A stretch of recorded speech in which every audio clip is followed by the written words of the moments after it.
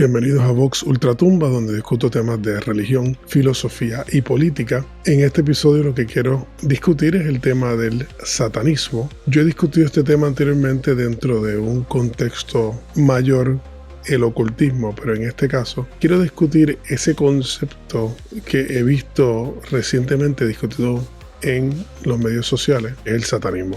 Antes de comenzar, recuérdense de suscribirse al canal, denle a like al contenido, denle a la campanita para recibir notificaciones y compartan y comenten en el video. Así que la categoría o la etiqueta satanismo usualmente está haciendo referencia a movimientos modernos que utilizan esa terminología usualmente como un método de rebelión en contra de las religiones normativa. O sea, aunque sí existe tal cosa como una filosofía o una teología satanista, la mayoría de las personas que usan el término lo están utilizando de una manera rebelde y antinormativa, no necesariamente desde la perspectiva filosófica. De hecho, el término Satanás en sí refleja una actitud rebelde, porque en hebreo, Shaitán o Shatán, va a depender, he escuchado diferentes formas de pronunciarlo, se está refiriendo a el opositor, o sea que literalmente significa el opositor. Así que técnicamente si uno es un opositor o un enemigo del Dios bíblico, pues técnicamente uno es un Satanás, por definición. Hay bastante evidencia académica de que el Viejo Testamento realmente no tiene un personaje muy definido al cual el término Satanás se le puede aplicar. O sea, no es un nombre personal. Aquellos que hemos leído la Biblia o la conocemos muy bien sabemos que en Génesis está la serpiente en el paraíso y esa serpiente en el paraíso no tiene un nombre específico y definitivamente no es el nombre Satanás. En Génesis no menciona ese nombre. Y volvemos a encontrar este personaje usualmente en el libro de Job, donde tenemos a el opositor, que es como si fuera un fiscal en la corte de Dios, en la cual está acusando a Job básicamente de hipocresía, de que es una persona que le da mérito y le da alabanza a Dios porque está recibiendo beneficios materiales. Pero si Dios le quitase estos beneficios materiales a Job, entonces él se le iría en contra. Eso es básicamente el argumento del fiscal y por lo tanto Jehová o Dios en el Viejo Testamento decide quitarle estas cosas para ver cómo reacciona. Ahí nos encontramos el personaje, pero si se dan cuenta en ese caso de esa historia, Satanás no es el ángel caído que ahora está en el infierno y su propósito entero es llevarse más gente con él al infierno en el último juicio, sino que literalmente es un agente de Dios que está ahí para asistir en el enjuiciamiento de los seres vivos, de la creación. Así que ya vemos claramente que ya está en ese contexto. No es el Satanás que tenemos en mente. También está mencionada la estrella de la mañana o Lucifer y nuevamente esto es un poco problemático porque nuevamente Lucifer usualmente se usa con una L mayúscula para indicar una personalidad específica, aunque técnicamente no aparece de esa manera. Usualmente sale en la Vulgata, que es la traducción en latín de la Biblia. Pero si uno va al griego o uno va al hebreo para ver cómo esto es descrito, pues va a encontrar de que trae la madrugada. Para muchos sería Venus, etc. De hecho, esta descripción se usa también para describir a la Virgen María en el Apocalipsis y en el mundo antiguo se utilizaba para describir a Ishtar, que es una diosa del Medio Oriente que también era descrita como la reina de los cielos, lo cual pues obviamente tiene una conexión muy interesante ahí con la mariología. Pero regresando a este personaje, en la Biblia católica, cuando viene el verso de Dios creando, separando la oscuridad de la luz y poniendo las luminarias en el cielo, etc. El comentario en esa Biblia es que en el momento que se separa la oscuridad de la luz es donde están los ángeles caídos, que son los demonios y los ángeles. Esa interpretación está siendo insertada en el texto como una nota, porque esa es la interpretación que usualmente se le da a ese verso en el ámbito católico, porque los ortodoxos tienen otra forma de verlo. Tenemos que llegar al Nuevo Testamento para encontrarnos con un personaje un poquito más definido, que es el que se le aparece a Jesucristo cuando él se va a los 40 días y 40 noches al desierto, en el cual es tentado. Y en esa tentación se le aparece el demonio y le da las tentaciones. famosas, clásicas, ahí ya hay una personalidad particular que parece ser más el personaje que nosotros asociamos con Satanás, que es usualmente una entidad manipuladora y malévola, una presencia de pura maldad que su propósito es destruir a la humanidad, manipular al hombre para que caiga en el pecado, etc. Eso se puede plantear, si lo vamos a ver de forma cristiana, se podría decir que es una elaboración de un reconocimiento a una personalidad que existe, porque el cristiano lo ve como un personaje que existe. Desde una perspectiva académica se puede ver como un tipo de desarrollo, una evolución de un concepto, probablemente influenciado por el zoroastrianismo, que tiene una concepción agresivamente dualista, en la cual el universo fue creado por mitad un ser malévolo y mitad un ser benévolo. Así que tú tienes a Ahura Mazda creando las cosas buenas del universo, y tú tienes a Ahriman creando las cosas negativas, como una contraposición. Cada vez que Ahura Mazda creaba algo bueno, Ahriman creaba algo malo. Tú tienes unas contraposiciones y unos enemigos que están constantemente compitiendo en crear y destruir. Y por lo tanto, la creación y la existencia misma es una dualidad en lucha, en conflicto. Hay una secta cristiana que asume esta posición, que se llama maniqueísmo, que básicamente es un cristianismo profundamente influenciado por las doctrinas babilónicas de Mesopotamia del zoroastrianismo. De hecho, el zoroastrianismo todavía existe como religión. Es una religión viva y es anterior a la religión que conocemos hoy día como abrámica. De hecho, es de las religiones más antiguas de la humanidad. Y yendo detrás de ella está obviamente la religión védica, porque los académicos piensan que la religión del zoroastrianismo está profundamente influenciada por un proto-hinduismo, si vamos a utilizar esa terminología. Y pienso que, en mi opinión, eso es lo que está ocurriendo en la Biblia. Tú tienes una concepción de la maldad usualmente como una contraposición del bien o la falta del bien o el vacío que el bien crea. Cuando no hay bien está lo opuesto, que es el mal. Y teológicamente esa es la forma que usualmente las religiones abrámicas entienden el mal.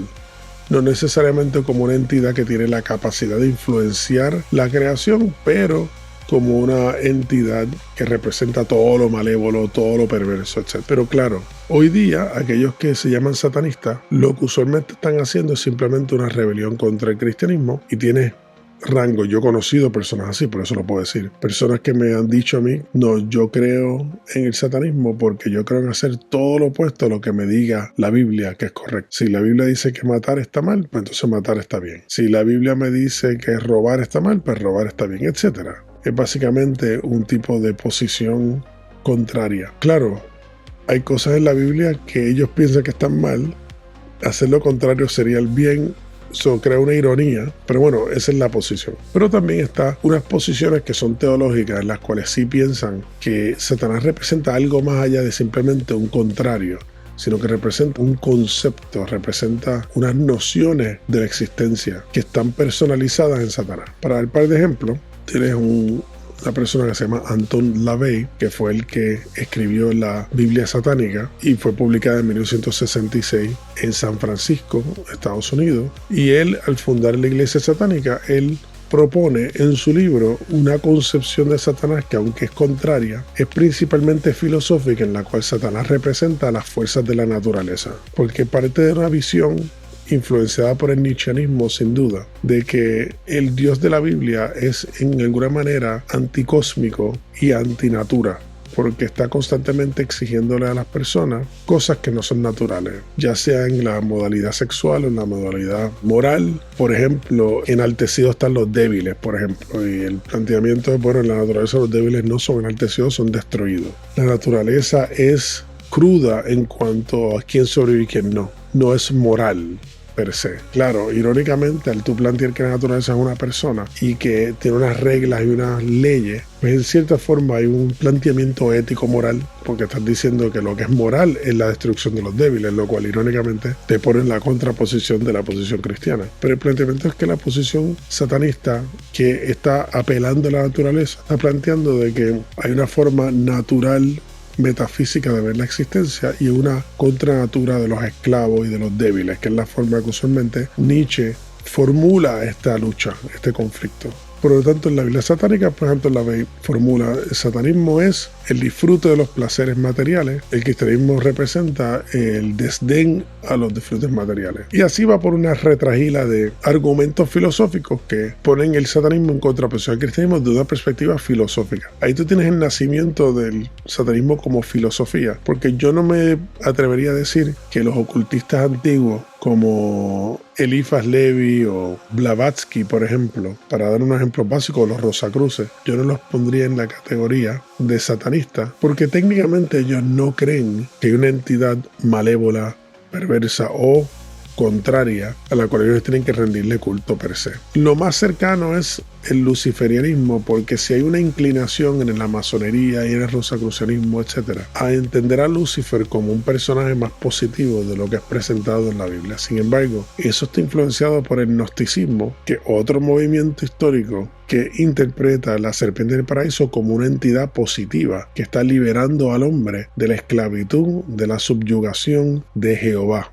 el Dios del Viejo Testamento. Entonces ahí ya Lucifer se convierte en un personaje positivo, pero no es Satanás, porque ven a Lucifer como de donde deriva el nombre del dios romano del conocimiento y de la iluminación, y lo sacan de ahí y dicen, bueno, en la iglesia ha pervertido el concepto de Lucifer y Lucifer realmente no es malo. Eso es lo más cercano, pero no es satanismo per se, porque el satanismo está asociado más con este personaje, con los cuernos y el rabo y ese tipo de cosas, un cliché, pero bueno, está asociado con ese personaje que está en el infierno, etc. LaVey, por ejemplo, le encanta ese tipo de estética satanista y la utiliza. Le gusta lo de los cuernos, le gusta la cuestión de la oscuridad, etc. Y lo utiliza como un tipo de estética placentera para presentar su rebeldía a las ideas normativas que el cristianismo ha inyectado en la sociedad occidental. Pero la posición laveyana satanista es una posición que es técnicamente panteísta. Aunque ellos digan que son ateos, realmente son panteístas.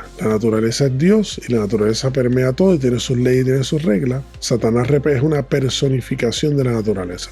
Por lo tanto, ellos no lo ven como malévolo, ellos lo ven como benévolo. Pero tú también tienes un desarrollo de esas ideas que se van manifestando como en la filosofía del satanismo teísta, que es el que ahora se ve mucho más común por ahí, el cual ya Satanás entonces adquiere una característica teológica en la cual es la naturaleza, pero va más allá de la naturaleza, es una entidad autónoma, poderosa, que está en contraposición al Dios del Viejo Testamento y busca el beneficio de los seres humanos para liberarse y poder tener placeres y poder y dominio y control. Ahí, en mi opinión, lo que estamos viendo es un híbrido entre el concepto de Lucifer y el concepto de Satanás. Y esa hibridización es muy fascinante porque eso es exactamente lo que el cristianismo hizo con estos personajes que son diferentes y los hibridizó y creó un personaje, y lo único que está haciendo estas personas es invirtiéndolo. Por eso es que algunos académicos le llaman al satanismo un cristianismo invertido, o sea, es cristianismo revertido,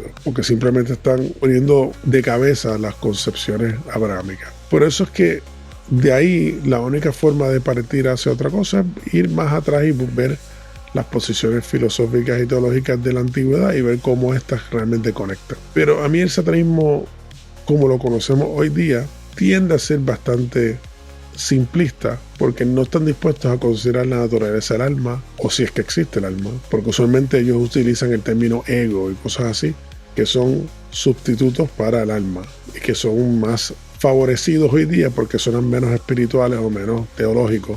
Como suenan menos teológicos, son más palpables para el público. Son satanistas, te voy a decir, tenemos alma, tenemos el ego. Pero el ego y el alma, cuando los ponemos a definir qué es lo que quieren decir, significa usualmente lo mismo. Así que el propósito de este video era simplemente dar una presentación básica del historial del satanismo, quitarle un poco el miedo al término. Yo entiendo de que si uno tiene una posición cristiana, pues cualquier persona que cree filosóficamente que lo contrario, que todo lo literalmente contrario es lo correcto, pues obviamente va a ser una persona peligrosa, porque hay unos conceptos morales básicos cristianos que son de convivencia social normal, no violar, no matar, etc. Y si una persona te dice yo creo en hacer lo opuesto, pues obviamente te está diciendo que es una persona psicótica y criminal. Entonces obviamente hace sentido querer sacarle el cuerpo. Por eso yo pienso que los satanistas de ese tipo, que no son la mayoría, son una minoría, realmente porque la psicosis es minoritaria en la sociedad, no es algo normal. Esa pequeña minoría se le puede llamar satanistas de Hollywood, porque son básicamente personas que ven una película de horror y dicen, ese es el Satanás que a mí me gusta. El de los cuernos, que come bebés y ese tipo de cosas. Ese es el que ellos quieren. Pero obviamente estas personas pues o son muy jóvenes, porque eso pasa cuando yo era joven, a mí me gustaba también toda la estética satanista de Hollywood, porque la encontraba muy atractiva.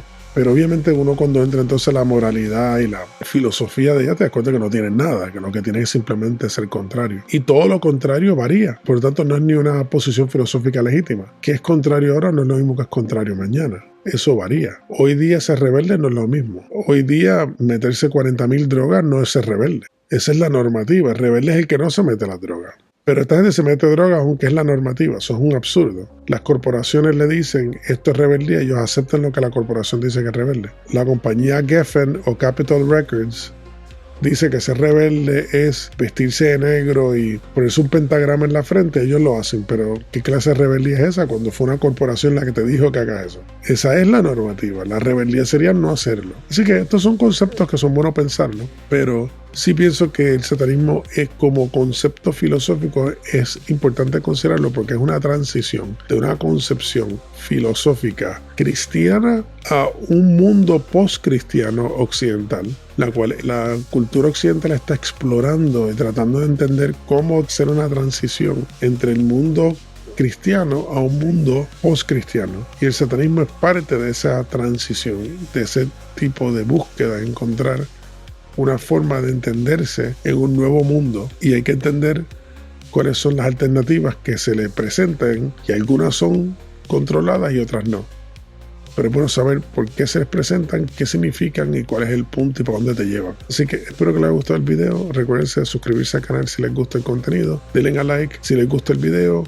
Compártanlo, comenten en el video y le dan a la campanita si quieren recibir notificaciones cuando saco un nuevo video. Gracias por estar conmigo hoy. Nos vemos en la próxima.